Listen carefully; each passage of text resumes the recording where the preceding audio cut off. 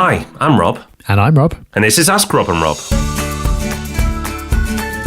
Welcome to Ask Rob and Rob, the show where we answer your property questions, and wow, are there a lot of them at the moment.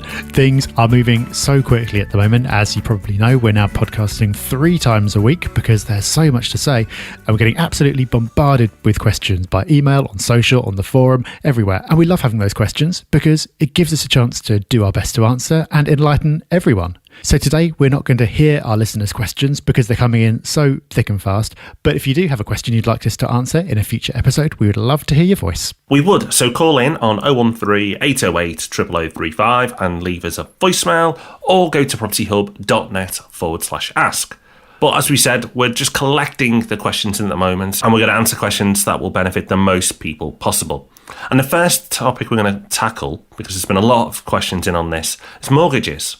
So there's similar themes, but the crux of it is that people are asking, should they, if they're in the middle of a purchase, stop with the current mortgage product they've got and go and look for another one and start again, even if they've put a bit of cost in, because we've seen interest rates go down from 0.75 to 0.1. So you would think that mortgage products are going to be cheaper, and therefore it would make sense.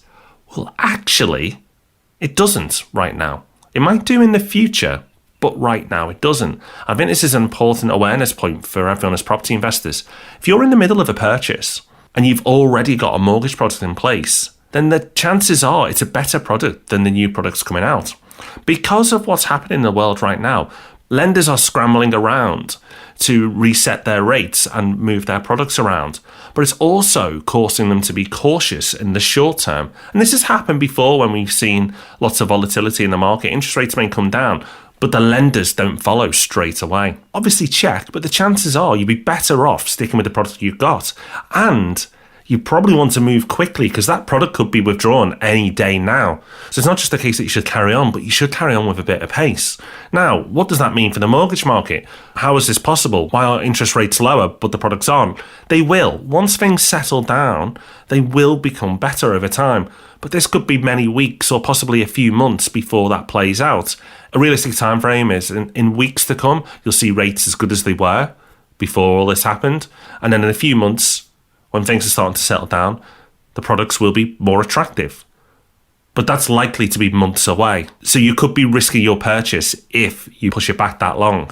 The other thing is work out the numbers. How much are you actually going to save? You may actually look at it after you've done the maths and go, okay, I may save £75 a month, but in the grand scheme of things, that's not going to matter too much, and I'd rather have the security of the purchase. The final point I want to make around this is if you do spot a product that is cheaper than it was, be very careful. Lots of people will be piling in on that product if it's one of the first to move, so it could get withdrawn or closed pretty quickly because the lender has filled their quota, and the criteria for that particular lender may be more stringent than normal. So you may not qualify, or your property type may not qualify. So don't just look at a headline rate, see it lower and dash right in. Do these checks and make sure before you make any big moves. Something else worth mentioning on mortgages, which we mentioned in Friday's Market Update podcast, but I think bears repeating, is that there are a lot of mortgage products being withdrawn at the moment because of everything that's going on. In a few cases, that's because the lender wants to reduce their risk a little bit. So we're seeing some 85% deals being taken off and they're capping it at 75% loan to value instead. That makes sense when people are a little bit unsure about what's going on. But for the most part, it's around the lenders being really busy, and it's around valuations. Because of the way things are, it's in some cases impossible to get valuations done. So again, if you do have an offer for a purchase that's going through, probably best to stick with it. However, a bit of good news, I actually had a message over the weekend from a listener who's also a valuer, and he said that in the light of everything that's going on, several major lenders have agreed that they're going to be accepting mortgage valuations up to 75% loan to value based on a remote valuation model. In other words, it's using publicly available data and some analytics to establish the price. Previously, lenders would only do that up to 60%. So I think it's actually a really encouraging sign for the market that they're looking for ways to adapt, and they clearly want to keep on lending despite the challenges that they've currently got. So I hope that's been helpful.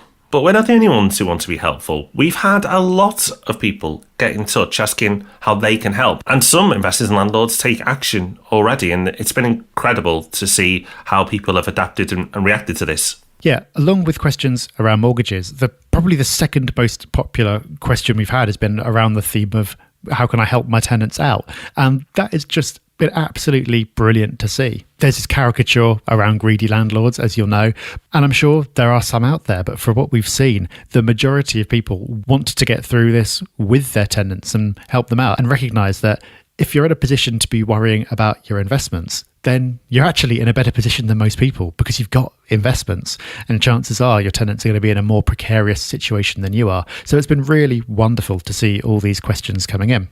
The answer really is you've got a lot of latitude to come to whatever arrangement you want to. I've heard about landlords doing all kinds of different things. So reducing the rent, deferring the rent, or just flat out saying, you don't have to pay me anything for the next couple of months and I won't ask for it back afterwards. You can really do whatever you want to do. And you can do it proactively or reactively. So there's absolutely no compulsion for you to make a decision. It's perfectly okay to just wait for your tenants to get in touch and ask if they need any additional support. But if you want to reassure them and proactively either make an offer or just say, look, I'm here to help, don't be afraid to ask if you need anything, then that's totally fine as well. And if you can show either proactively or reactively that you're willing to be flexible and that you understand the situation they're in, then chances are it's going to be better for everyone. Because even if you don't care about the human side at all, it's not helpful to end up in a situation where they don't feel that they can say anything. You end up with rent arrears, you can't evict, it builds up over time, and you end up in a situation which is very difficult for your tenant and leaves you more out of pocket than you would have been in the first place. So it really is up to you how you want to run your business at this time. The only caveat that I would put in there is that if you have rent guarantee insurance in place, then before agreeing anything, talk to your insurer to see if that would cause any difficulties with your policy. We've tried to establish over the last week if it would invalidate a policy if a landlord were to proactively offer a discount or offer a rent-free period, but we've not been able to get a straight answer, probably because insurers don't really know. There's never been a situation like this before. A couple of months ago, it was very hard to conceive of a situation where you would actually say to your tenant, you know what, do you fancy not paying me for a couple of months? So the actual policy on that may not exist, but we will of course update you on the podcast as things become clearer around that. But in the meantime, if you've got rent guarantee insurance, try to talk to your insurer, and if you don't, then do whatever you think is best. So hopefully we've left you a little bit more informed with so much going on right now, and you can make better property investment decisions because of it. We'll be back on Thursday for the main event, the Property Podcast, and in that episode, we're going to be speaking to some of the experts in our team, the people on the front line, working in property right now, and give you their insight to exactly what's happening.